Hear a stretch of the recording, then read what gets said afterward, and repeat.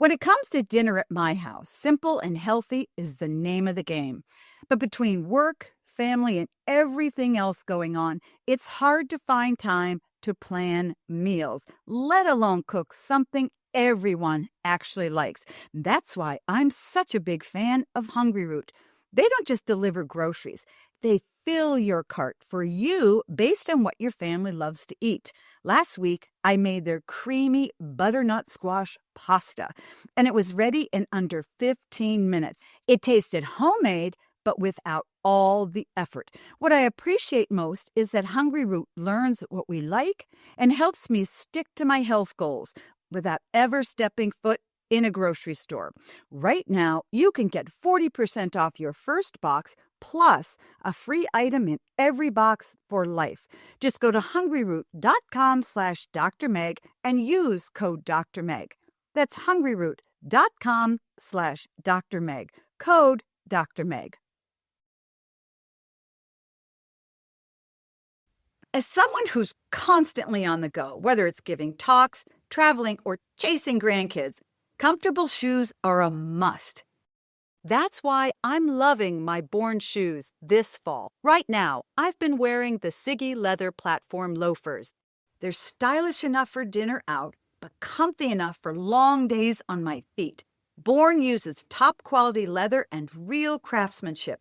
You can feel it the moment you step into a pair. What makes them different is how supportive and lightweight they are. You're not trading style for comfort, you're getting both. Whether I'm traveling or heading to the farmer's market, I can count on these to get me through the day. Take comfort in Born shoes because looking good should mean sore feet.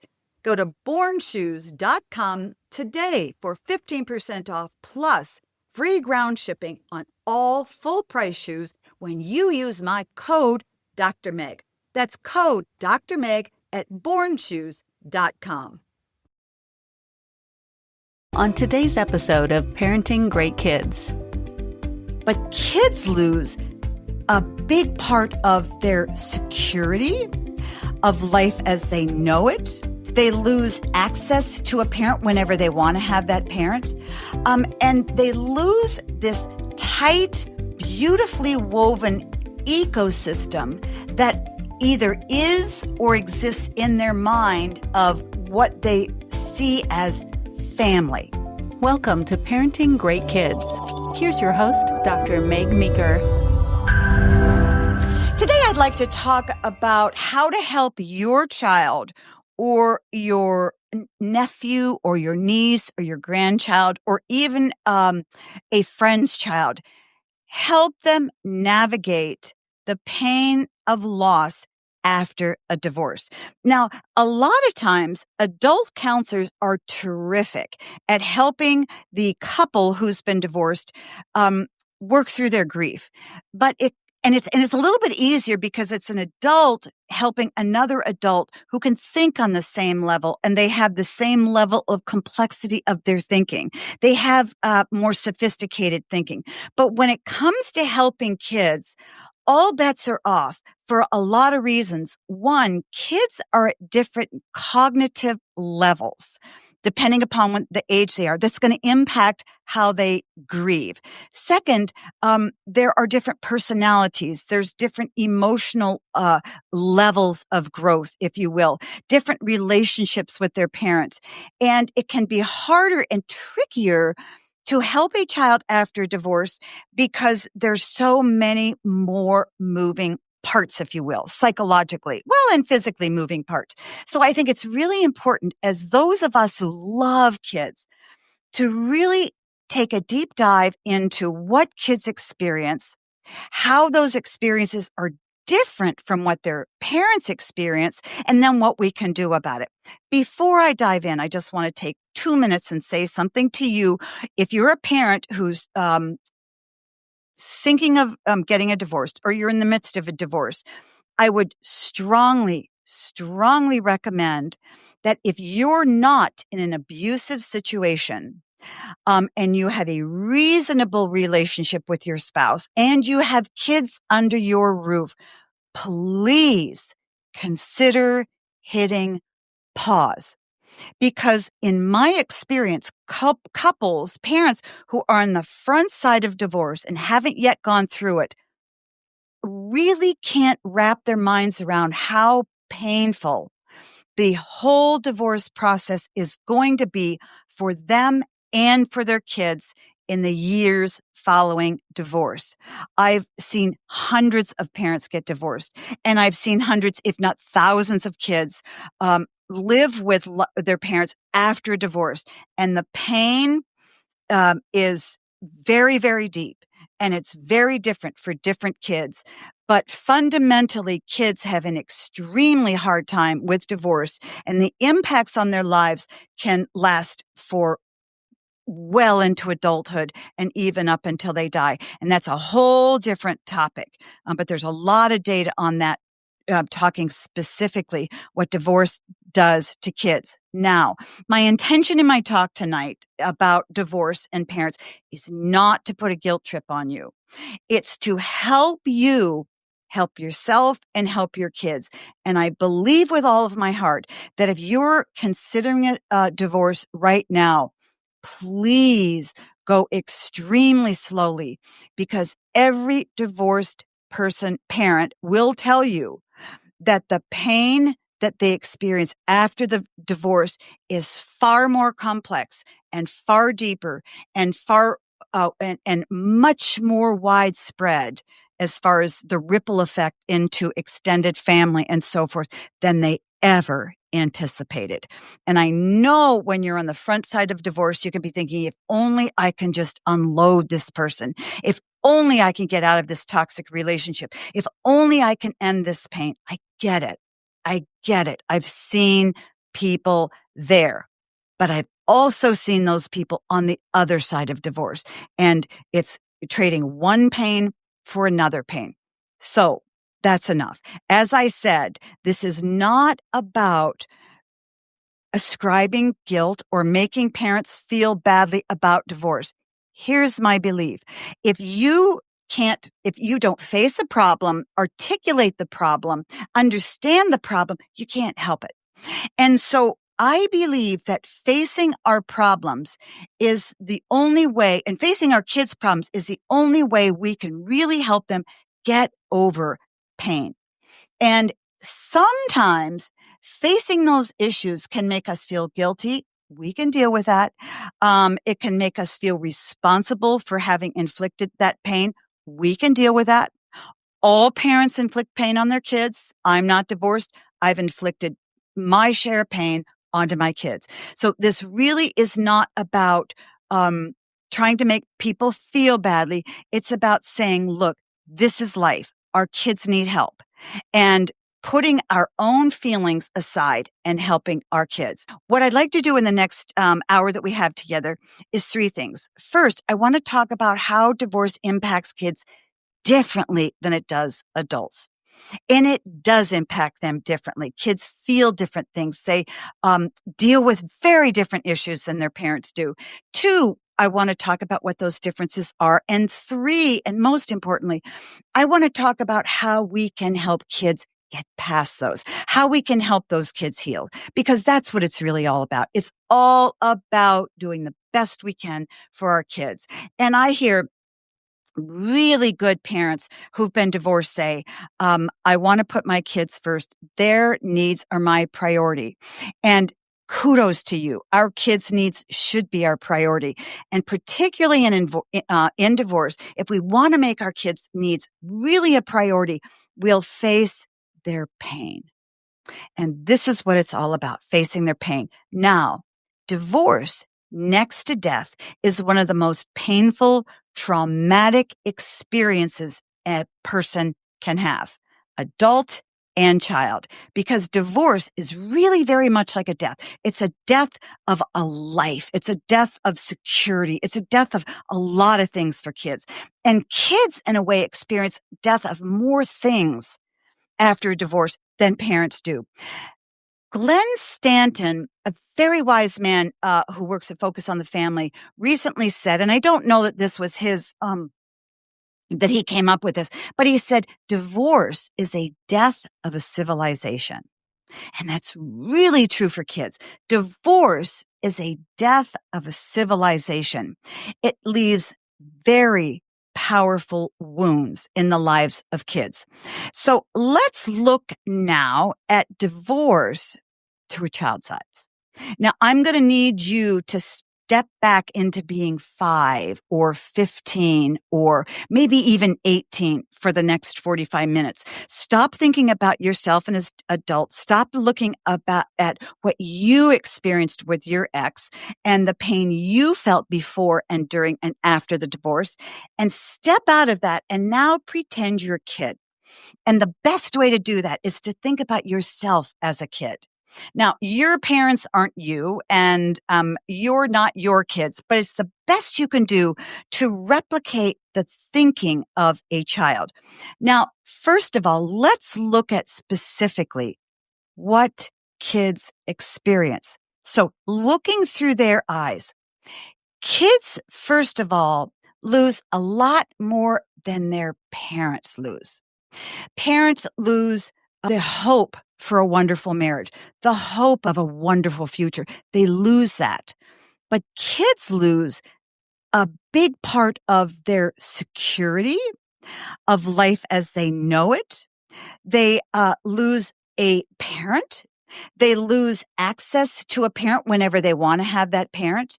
And they lose this tight, beautifully woven ecosystem that either is or exists in their mind of what they see as family. There's a world that they fit in. And it's a socio-emotional ecosystem, if you will, where both parents under the same roof live with a child and some siblings, and they create this world that is unique to them. It isn't just the loss of a parent that a child grieves, because parents will often say, well, as long as the child knows I love him and mom loves him, or I love him and dad loves him, he'll be okay. But here's what you're missing. The child doesn't just feel the love of his parent is threatened. He sees that the security he acquires in the marriage, in the ecosystem, is cracked and it's gone. This is his world. His world isn't just two parents and a sibling. His world is the family. And that idea, that marital bond, gives a lot of security to a child. And this is what it does. It allows the child to believe that he can trust his parents are going to take care of everything, including their own selves. What do I mean by that? Often, if a child sees a parent hurting, and if that child's in a reasonable marriage, I mean, it's not an abusive marriage. If they're seeing that pain in a family structure where there isn't abuse, they feel I'm okay. I don't have to help my parent because mom or dad will help the hurting parent. They leave it to you to deal with adult issues. After divorce, however, the game has changed. Now the child is at home with a parent who may be hurting, and now they feel it's their responsibility to help that parent. Even if they're 3 or 4 or 13 or 20, it doesn't matter. So the system, the civilization, the marriage family entity is very important to a child's security, their sense of who they are. They belong to a unit. They belong not just to a parent. They belong to a structure. They belong to a functioning system that wants them and needs them. They have something to contribute there. They're part of not just a singular relationship with mom or a singular relationship with dad. And it's very important for parents to remember that, because we don't think about that. You know, we think as adults, well, as long as I have this healthy relationship with this person and this healthy relationship with that person and a reasonably healthy relationship with my ex, life will be okay. Yes, for you, but the child will have lost his civilization, the security in that of going to bed knowing that mom and dad are working together. Now, even if mom and dad aren't really working together, but they're getting along reasonably well and they're not fighting, the child thinks they're getting along okay. Parents often say, well, I don't want my child to see an unhealthy marriage and I don't want my child to see, two people fighting or being unhappy. I don't want to show them that marriage is so hard and it's such a struggle. Well, guess what? First of all, it's fine for kids to see a struggling marriage because that's what life is and marriage is, a struggle. It's hard. It's painful. Second of all, your kids aren't paying the attention to you that you think they are. Kids are thinking about themselves. Now, unless you're screaming at each other or hitting at each other, if you're having an argument and it's a reasonable argument, it doesn't bother kids that much because they don't worry that there's going to be a bad outcome. Now, if they hear you argue and they hear divorce being thrown around, that's when they start to worry. But if you're arguing and living in a marriage that you don't feel is a great marriage, the kids don't see it and it doesn't bother them because they're thinking about themselves. Am I happy? What do I have to do tomorrow? I need to go to bed earlier. Oh my gosh, am I going to have a test tomorrow? What does my friend think about me? Kids, until they're much older teenagers, are egocentric. They're not focused on you. What they want is for you to be under the same roof because under the roof is safety and security. Doesn't feel like that for you, but that's what it is. So there's a loss of that security, that sense of trust that things are going to go smoothly. And now after divorce, a child is put in a very different position in the family. Now you say, well, no, I don't. I don't expect anything of him. It doesn't matter. He or she, depending upon the birth order and the personality and the relationship of the child to the parent, steps in a very different role than before the divorce. And often the child will step into a role as caretaker of one parent or the other. And if they're more than one child, the other child will assume care of the other. Physical care, no. Emotional care, mental care, worry, yes. That's what kids do. And there isn't a whole lot you can do to prevent that. Now, you can address it post-divorce. So it's really important to recognize right off the bat that a child loses a world that he liked and felt safe in and secure in, and now that's shattered. And what he needs to do is reconstruct the world. He has to really reconstruct too many versions of the world. A world in which mom exists and a world in which dad exists. Now, even if dad isn't around and even if dad takes off and is never seen again, in his mind, that child has created a world that his father lives in. And it probably has nothing to do with the way dad really lives. But in a child, he needs to keep dad alive. So he creates a world where his dad lives. So from one very strong family dynamic ecosystem to two separate, smaller family ecosystems where one parent exists with the child and all the other kids. That's loss number one that parents don't feel. Second, they lose access to a parent. Often, if things go well and the parents are reasonable and there's 50-50 custody, then they spend half the time with mom and half the time with dad. Terrific. And hopefully, if it's an amicable divorce, a lot of that time is spent with both parents at the same time. It can work beautifully for many parents who are mature enough to really put the kids' needs first and say, okay, we're going to really work together to be with our kids, with one another as much as we can in a civilized manner. Now, that's a best case scenario, but often that's not the case. Often what the case is that a child is with a mom not being able to access a dad except through Skype or text or phone call, but physically not able to be with that parent as much as they were before. And then the same is true with the other parent. Third, kids will feel anger towards their parents. Tough to hear. It's tough for any loving parent who adores their children, is doing the very best they can to accept that their child is going to be ripping mad at them. But that's what good parents do. It's tough to hear and it's tough to face, but good parents face it. Now, you're not mad at your kids. And you're probably you're probably very angry at your ex. Okay.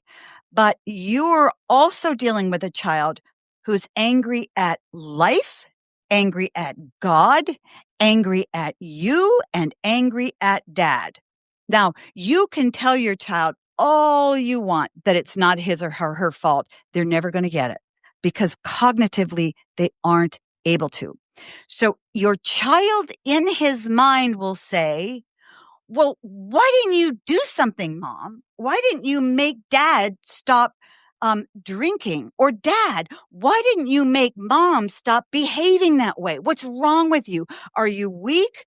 You know, what am I now? I have to go live with that person and you're gone.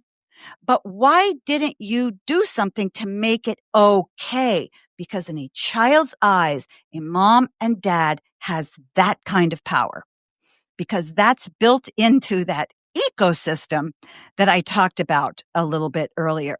So kids believe that their parents can change things and make changes in the other person or prevent bad things from happening. And when it doesn't happen and they see their parents, quote, fail in their eyes, they are mad. And it's a good thing if they can let their anger out on you. Why? Because if kids can't let their anger out on you, who do they blame?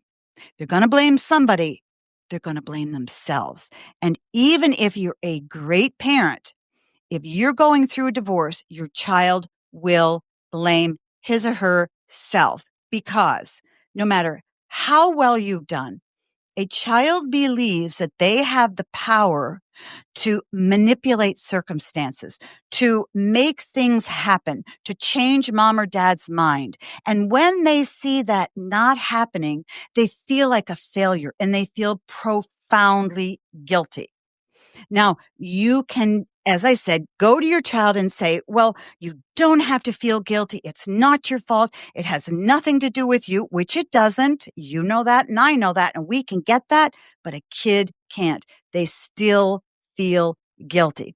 So it's very important to accept that your child will have anger towards you and you've got to be able to deal with that and get ready to deal with it. And you can.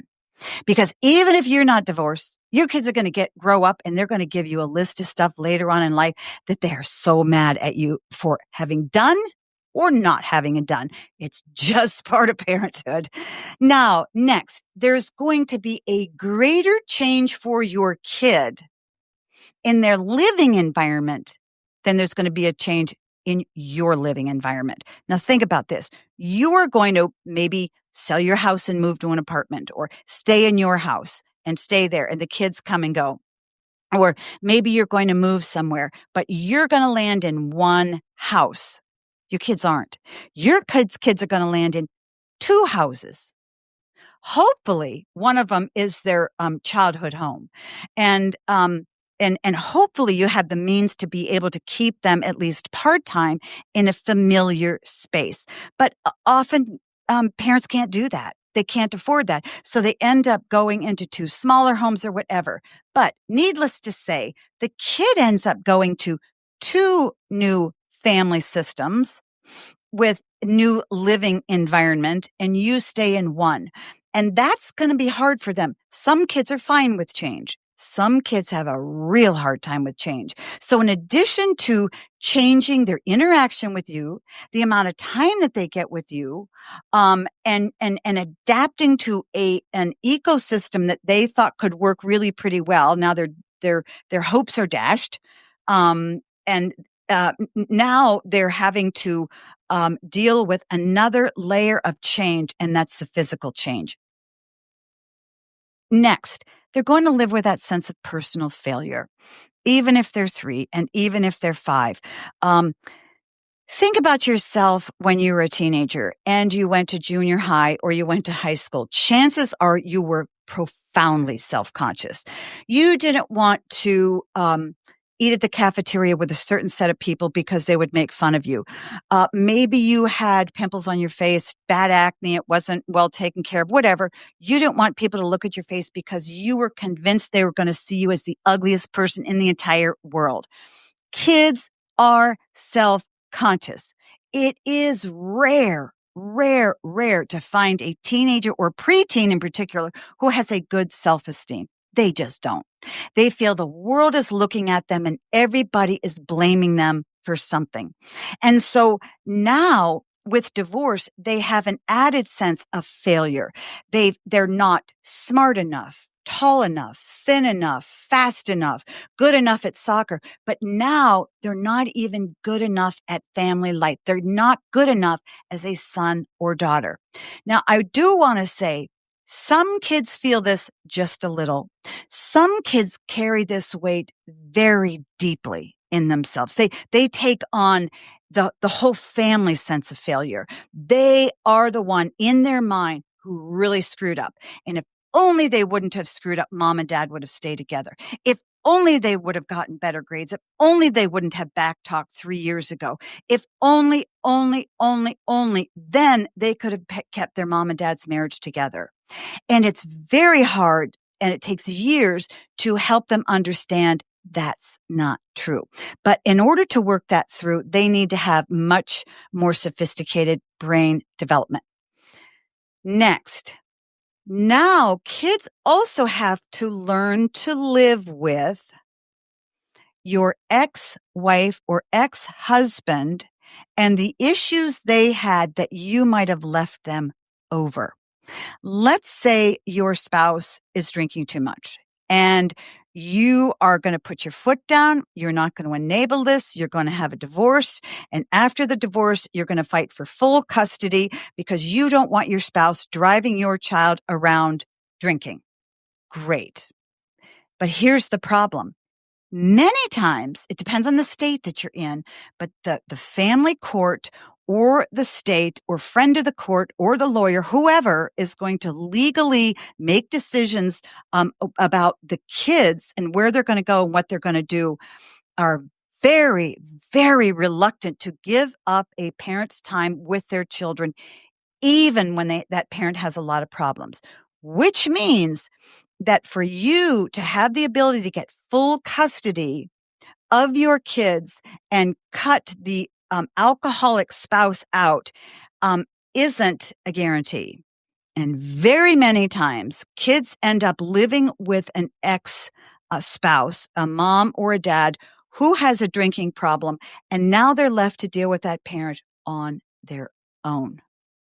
Finally, kids feel very big emotions, and often they don't know what to do with those big emotions. They can't identify the big emotions.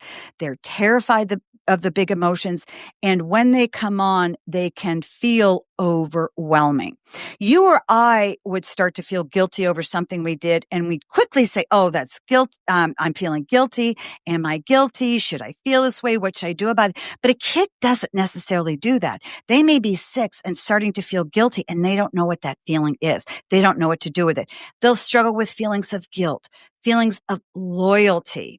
I'm not loyal to my mom. I'm not loyal to my dad. Now I'm a bad kid to my dad or to my mom. I'm angry at my mom or I'm angry at my dad. And now I'm a bad kid because I feel angry at my mom or my dad. They'll have anxiety. They'll have a sense of loneliness. And of course, they're going to have sadness. Now, kids can feel these all at once, and they can have a 1 year post-divorce implosion where the entire year is horrible because they're anxious and they're sad and they're crying and they're screaming and they're running away from home. They're doing everything imaginable to purge themselves of these horrible feelings. Or they could be the kind of kid that is just going to go about life on the surface and everything looks good. 3 years, 4 years, 6 years down the road, they implode and life turns upside down. Many times, what's more common is for kids to feel all of these different feelings, not necessarily in sequence, but not all at the same time. They'll feel disloyal, and then they'll feel guilty, and then they'll feel sad, and then they'll feel mad, and then they worry. And all of those feelings sort of sprinkle into their emotional life over time. And that's really more common than feeling them all at once. So what do? We have all of these things. Kids face loss of more things than their parents do. They lose access to a parent that they used to have. They feel anger towards their parents. They have greater change in their living situations than parents do.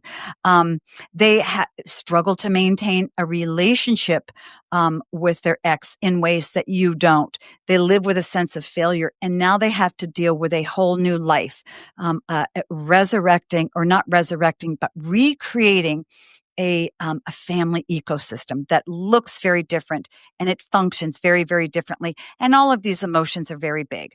Okay, bad news, done. Now we're on to the good part. So what do we do? And where do you start? Many parents will come in and say, my child is struggling. At least I think they're struggling. I anticipate they're going to struggle. Great parents will come and say that after they've been through a divorce. Good for them. They're keenly attuned to what their kids are going through or could be going through. And they're anticipating problems, and they're anticipating how they're going to best handle the problems. And often parents will say, should I get my child into counseling right away? And in general, I say, not necessarily. The younger the child, the longer I would wait. And here's why I say that. Because now you're introducing something completely foreign into the child's life. You're introducing a stranger who's going to try to talk to your child about feelings that may feel pretty new to him. And he's not going to know what to do with it if he's 6 or even if he's 10. Kids can't identify and tease apart feelings and thoughts the way we can. And they want to be able to show those feelings, express those feelings that they can figure out, or at least let out to the person that they trust the most, and that's you.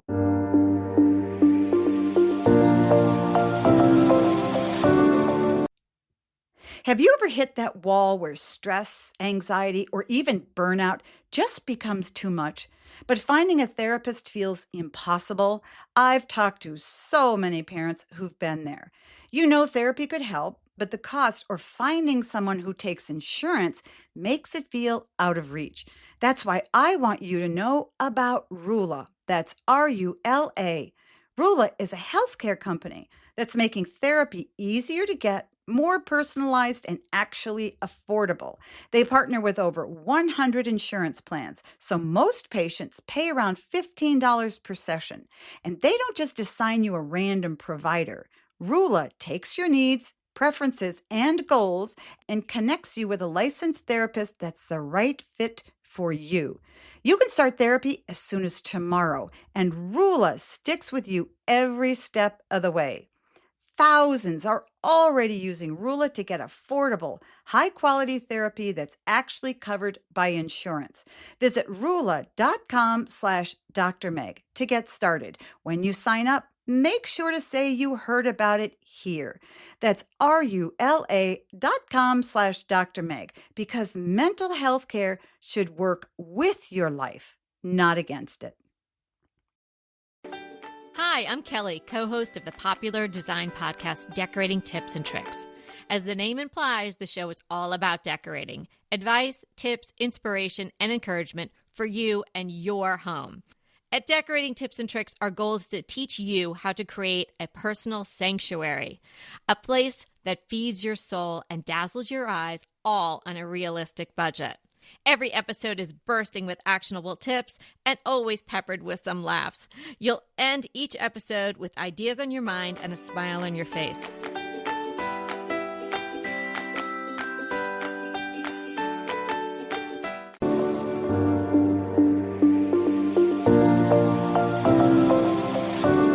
So in other words, start off life post-divorce with only you and your ex, and work with your ex and sit down with your ex about everything I just talked about.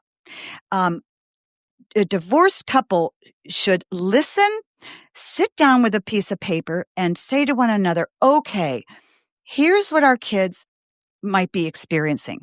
Here's what they're going to be facing. How can you and I, as parents who adore these children, help them deal with these troubles? It's very important because you've got to be on the same page. But more than that, you've got to show the kids that you are a united front still, at least when it comes to your trustworthiness in your child's eyes. In other words, your child can trust you to come to and express their sadness or their anger or their fears. And your child can trust your ex with the same issues because you're on the same team, and your child wants and needs to be able to trust you both. So that's where you've got to have the maturity to come together and say, how are we going to parent our kids through these issues that are here with us now? So start out having your child rely on you and your ex to the best of your ability. Now, if you find that you're not able to cope as well as you thought, you've fallen into a bad depression, you need to get outside help for you first and foremost. You got to get yourself squared away. You have to, because if you're profoundly depressed and anxious, you're going to have a really hard time helping your child. Get help. Get help. Find a great counselor. They're out there. Work hard to find a really good one who's used to helping parents through divorce. And then as you're doing that, do your best to bring your child into the fold. And if you need to find a counselor, a family friend, somebody to help your child in the meantime, do it. Recruit the help you need. But if you can, deal with your own hurts well enough that now you can help your child with his hurts. That's the best case scenario. Second, observe them. Look at their demeanor. Look at their moods. Look at their speech, their sleep. Look at it very carefully, not to judge how well they're doing, but to just watch them, to study them, because they will be going through a lot of changes. And you have a front row seat to those changes. So figure out what those changes are, and then try to look behind their eyes and into their heart about what is behind the sadness. What is behind the anger outburst? Why are they also not wanting to go to school? Why are they not sleeping very well? Something is going on that I can help them with. Now, you can't always drag that out of kids, but you need to do some detective work to study your child in a way that you really probably never had to study them before. So be an astute student of your child. Learn about them and watch and identify different things. And then when you're feeling calm and life doesn't feel chaotic, then that's when you need to help your child approach them and begin to deal with them. So you have to be a great observer. 3, you have to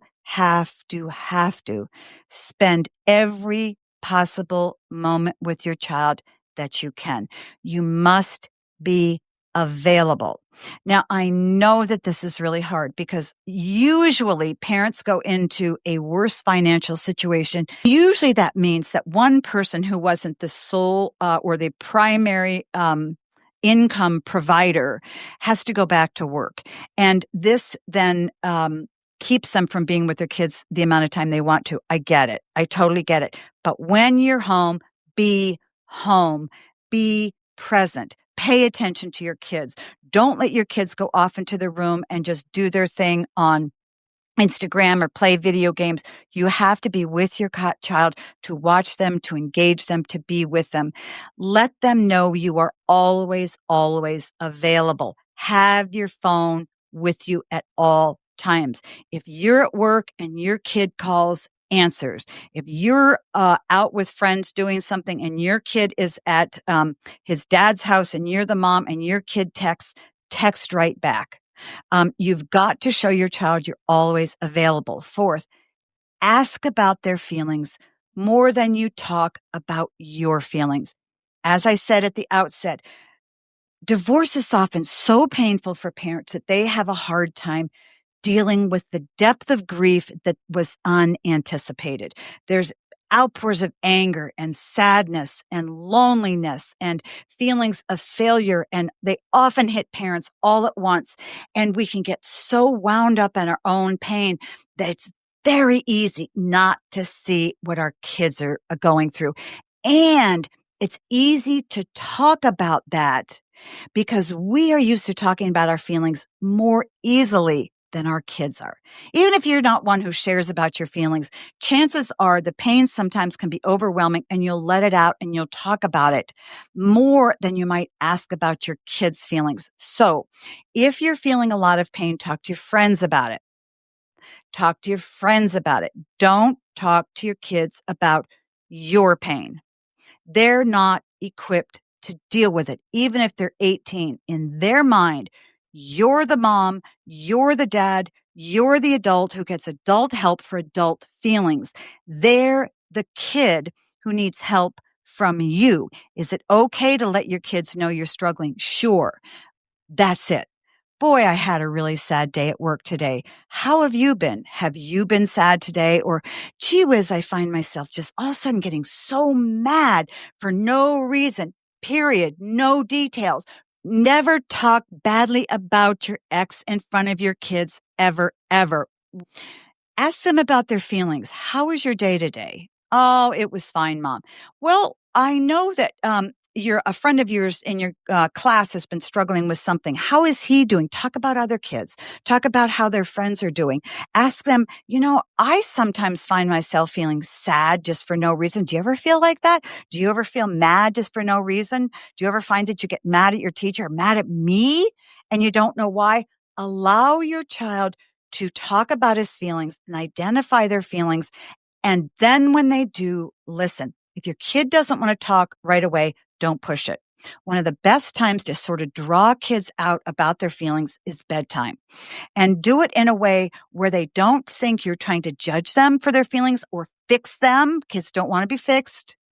Don't want to be fixed. They just want to be heard and listened to. And they don't want to worry about you. So when they begin to talk about a feeling they have, let them talk. Don't interrupt. Don't feel like you need to fix it that minute. You've got months and years to help them with it. Just listen. Fifth, when you ask about their feelings, be very specific. So when you talk about feelings, say, are you feeling sad, or do you ever feel sad when you're sitting in class for no reason at all?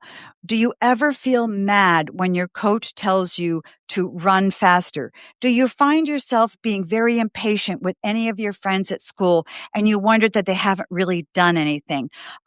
Do you ever get hurt when mom doesn't call or dad doesn't call and you think they're going to call? That's as close to criticism as you ever want to get about your ex-spouse to your child. And there are reasons I'll go into in just a minute. So be as specific as you can about questions and their feelings that you ask. 6, listen, listen, listen. I often joke to parents that when you have teenagers, you need to learn to put duct tape over your mouth because you ask a question, then you listen and you listen. The reason kids don't want to talk to their parents always is because they don't feel you really want to hear what they have to say, or that you're going to try to change their mind or fix their problem or them or fix them. Kids really don't listen because they don't believe parents really want to hear just what they have to say without judgment. And the truth of the matter is kids are usually right. Because when I ask my kids a question, even now as adults, I often have an agenda. How did work go? Because I want to tell you something. It doesn't work that way. Listen and keep your mouth quiet. And finally, acknowledge your kids' feelings. Kids usually believe that we don't see their feelings. Kids who are very conscientious, very sensitive kids try very hard to hide their feelings from their parents. They know you're in pain. They're all tangled up in their pain. They don't know what to do with it. They don't want to hurt you more. And so they hide their pain and they focus more and pay attention more to you. If you find that you have a sensitive child who's been doting on you, I'm in the months or years after a divorce, that's great, but be very careful. That child may be coddling you or handling you with kid gloves because they're afraid you might break. And if you break, you're not going to be there for them. So they feel sometimes they need to prop you up to keep you okay so that you won't crack for them. It's great when kids help out, but it isn't great when kids come along and try to make their parents okay. Kids are not supposed to make their parents okay. When they're 8 or when they're 15 or when they're 18, they're still the kid. Your job is to acknowledge that your child has feelings, that you are comfortable with their feelings, whatever they are, particularly the anger towards you for whatever, and that you are available to listen to their feelings, that you're not going to criticize their feelings because they don't want their feelings criticized. They feel what they feel. You don't want your feelings criticized. Whether they're right or whether they're wrong, it doesn't matter. Your kids feel what they feel, and they need to know that you're okay with them feeling what they feel. So acknowledge those. Now, recap really fast. Start with a game plan for you to figure out with your spouse, get on the same page, how the two of you can help your child go through the emotional and physical changes that are happening. And it's going to take time. It's going to take years. It's not going to happen in a month or 2 or 6 or 2 years. It's going to take a long time.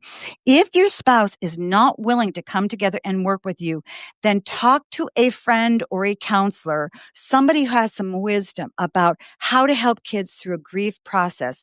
How can you be their mini counselor, if you will? Not their professional counselor, but their mom, their dad, the one they trust that they can feel comfortable coming to and releasing their feelings to. You're the one that they can trust. Come up with a plan on how you can communicate that to your kids, that you're the go-to person when they don't feel so good and when they do feel good. That's really important. 2, observe their demeanor. Study your kids. 3, be available always. Phone on, answer the calls, answer the texts. And when they're around, be with them. Don't you mentally check out. You need that time with them face to face in the room.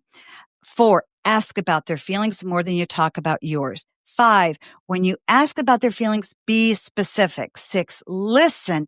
And 7, acknowledge their feelings. They're very, very important.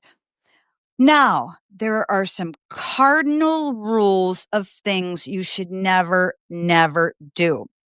And this is critically important because I have seen so many parents destroy their relationships with their kids after a divorce because they make one of a handful of mistakes. 3 in particular, 3 biggies that really will jeopardize a healthy relationship with your kid. And the reason they're hard to face is because your feelings after divorce are so intense, they come out easily and they can often dictate or feel like they're going to dictate what you say and what you do. You cannot let the intensity of your feelings in your pain towards your ex dictate what you do and say with your children. Do not ever speak badly about your ex to your kids. Now, this happens most of the time. And it's so sad for me to say and to see. And here's why it happens. Parents say, well, You know what? My husband's a deadbeat. He ran around with other women. My kids need to know that's wrong, and they need to hear that it's wrong. And I need to tell them why it's wrong. Don't do that. They don't want to hear. They don't need to hear. They know what's wrong. They've lived with you for 3 years or 8 years or 15 years. They know what's wrong. They know it's not okay to behave badly. They know it's not okay to run around on a spouse. You don't need to tell them. You're saying that because you're ripping mad. Go to an adult and have that adult help you deal with your adult feelings. It's a burden your kids cannot carry. Number one, they cannot carry it. Number two, it will backfire on you big time. And here's how it's going to happen. You will rail on the spouse and you will get that child to understand that mom is a really bad mom. She is not to be trusted. She's done a lot of bad stuff.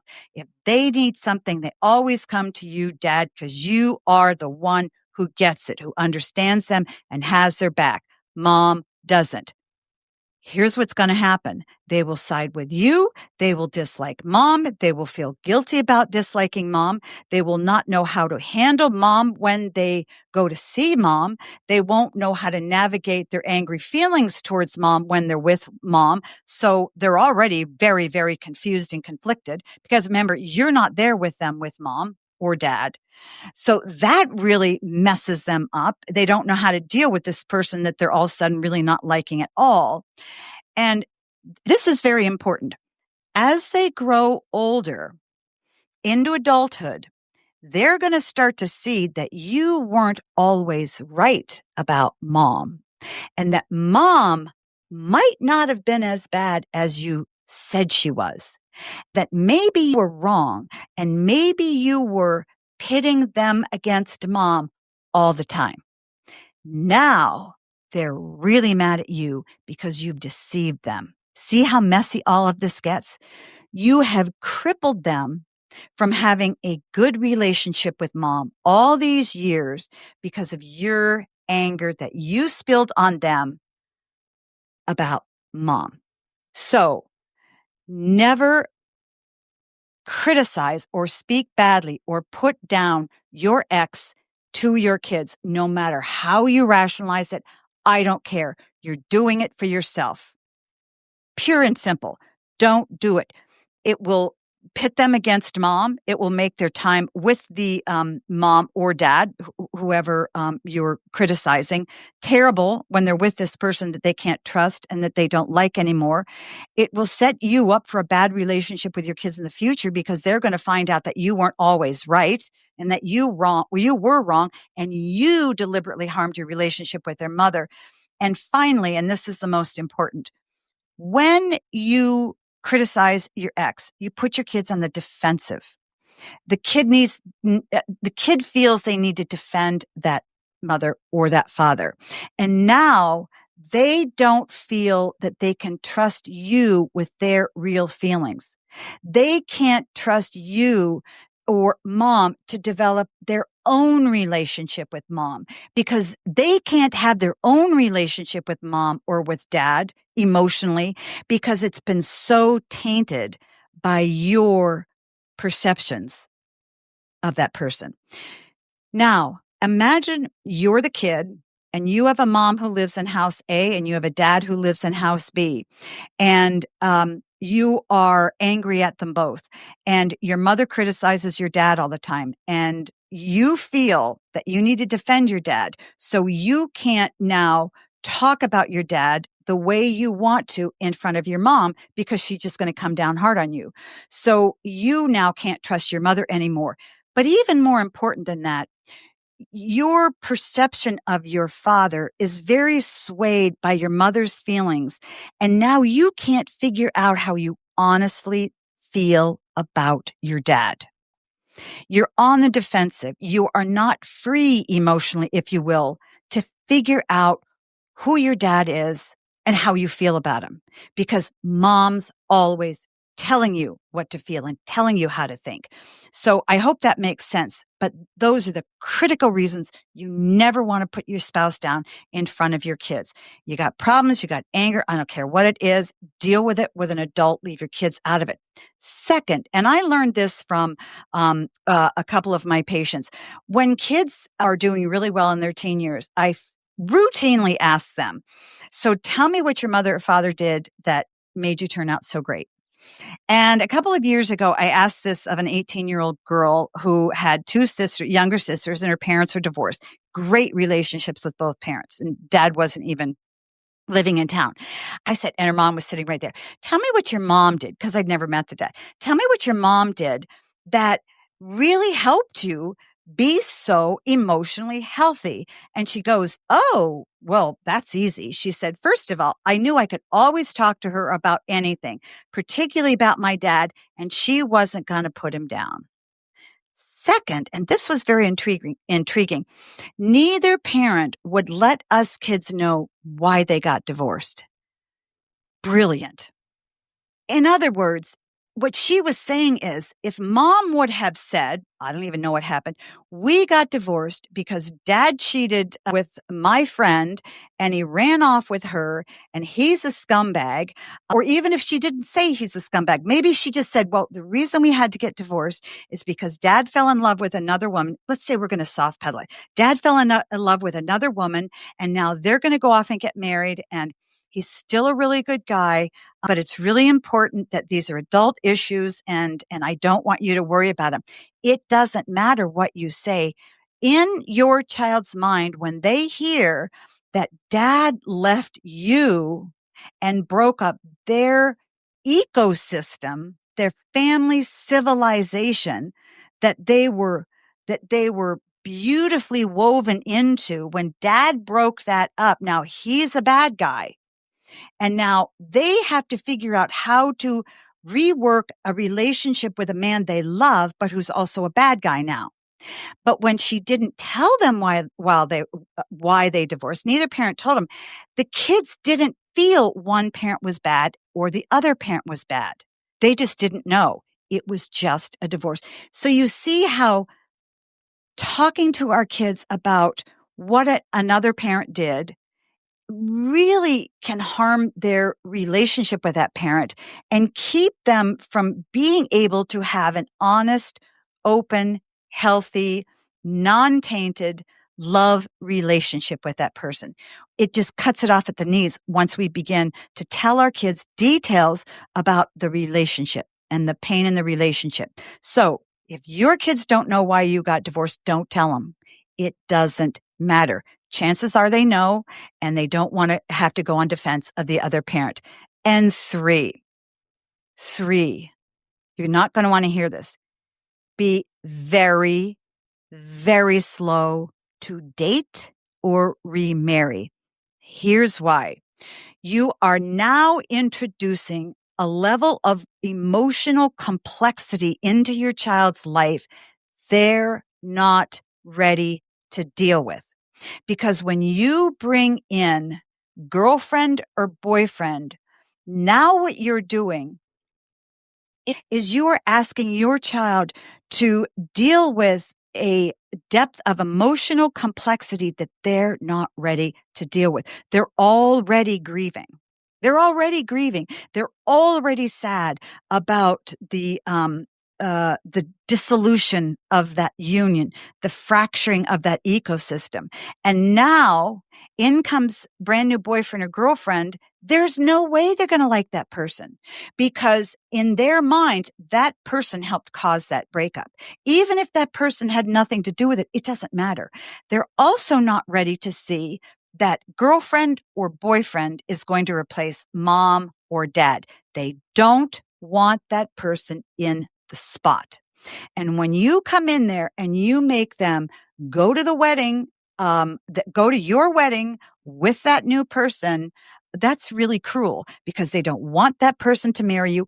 Unless, of course, I'm talking very generally, unless there were unmitigated circumstances that were so horrible that they had a need for another good man or good woman to step into their life. But in general, kids are not ready to deal with a boyfriend or a girlfriend. Now, second, your kids need your emotional availability to help them and not take that emotional energy and invest in a new relationship. Are you going to get happier with a new person? Yes. Are you going to bring that happiness into your relationship with your child? Yes. But the downside is that you are not spending the emotional energy on the child. And you're also increasing the emotional complexity for your child, and it's too much for them. So be very, very, very slow to remarry. And I often advise parents who ask me to wait until their kids are pretty close to being grown and leave the home to get remarried. Your kids were there first. Your kids need your attention first. Your kids deserve your attention. The issues that they're going to have to deal with a new step parent or girlfriend, boyfriend are a whole nother bag of problems that are going to be tough for them to deal with and tough for you to help them deal with them. So keep life simple. Postpone remarrying as long as you can, if at all possible. I know I've thrown a lot at you and a lot of things to think about and unpack, and it can feel overwhelming. Let me tell you something. You may have gone through a horrible divorce. You may even have gone through a divorce where abuse was involved. A lot of bad stuff was involved. And if you're past that divorce and you're in the throes of grief, or your kids are in the throes of grief, let me tell you, be hopeful. If you face your pain and you help your child face his or her pain or their pain, however it manifests, you let your kids know that their feelings aren't too much for you. You and your kids can do really, really well. Your story isn't written. Their story isn't written. Keep it simple. Be available. Listen to them. Acknowledge their feelings. Acknowledge that what they're going through is enormous and it feels huge, but you can help them handle it. There's nothing that the two of you or that your family can't overcome. And if you don't have a faith, I strongly encourage you to turn to God. There's nothing more healing for an individual or for a relationship, say a parent-child relationship, to pray with that child or to say to that child, this is really tough for all of us. And everything has changed and it's really, really hard. And I just want you to know every day you go off to school, I'm going to pray for you. And so I would love to know how I can pray for you today. If you don't want to tell me, that's fine. But maybe you could write it on a note, because I really want to know how I can help you and how I can ask God to help you. That is going to do more for your relationship and more for healing than you can possibly imagine. Pray with your child. Give your child and hope. Let them know that a good future is around the corner. Yes, you're in the middle of the pit. And yes, it's very hard. And yes, they're very mad. And yes, a lot of bad things may be happening, but it's not too much for you and them and God to handle, ever. I promise you. If right now you're on the front end of a divorce and you haven't gotten through divorce, you're confused about your divorce, you're trying to help somebody with a divorce, or you've had a divorce and your kids are struggling or not struggling, and you need a little bit of help, I want to be available for you. Go to my website, meekerparenting.com. We have a community. It's like a parent portal. You can ask me questions. I want to help you because there is hope for a great life and great future for you and your kids and for your ex. And for your ex. Pray for your ex. I've seen kids who've reestablished very good relationships with parents who've been in jail after divorce. Kids need their parents. They want you and they want your their other parent. They want to love you as well as they can. They're not going to divorce you, and they're not going to divorce your ex. They are with you, and they are with your ex for the rest of their lives. So it behooves you to help them have the best relationship possible with both you and with your ex.